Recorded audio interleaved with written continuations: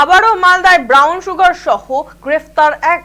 রাঙ্গাভিটা এলাকা থেকে গ্রেফতার করা হয় তাকে। 23 বছরের যুবকের নাম শাহিন শেখ, বাড়ি কালিয়াচক থানার কাশেমপাড়া এলাকায়।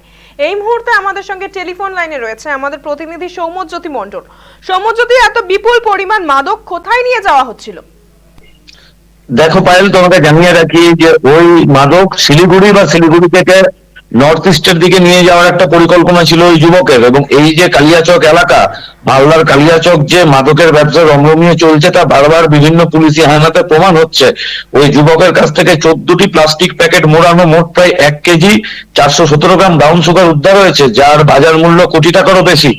এবং গাজল থানার পুলিশ ওই যুবককে জেরা করছে, আরো খতিয়ে দেখছে যে কার কাছ থেকে নিয়ে কোথায় যাচ্ছিল, এদের কতটা চক্র রয়েছে এবং কিভাবে তারা এই ব্যবসা ক্রমাগত চালিয়ে যাচ্ছে, সমস্ত দিকটা খতিয়ে দেখছে পুলিশ।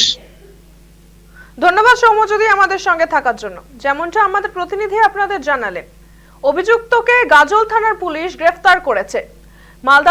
মালদা জেলা আদালতে তাকে তোলা হয়েছে।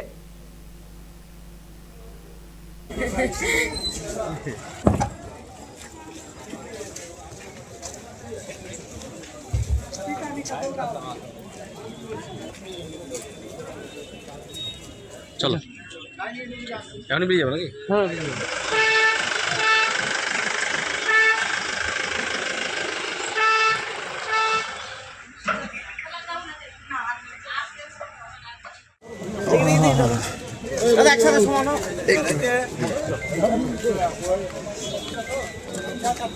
বলছি কোথায় নিয়ে আসলে তুমি? বলছি ব্রাউন সুগার কোথায় থেকে নিয়ে আসলে?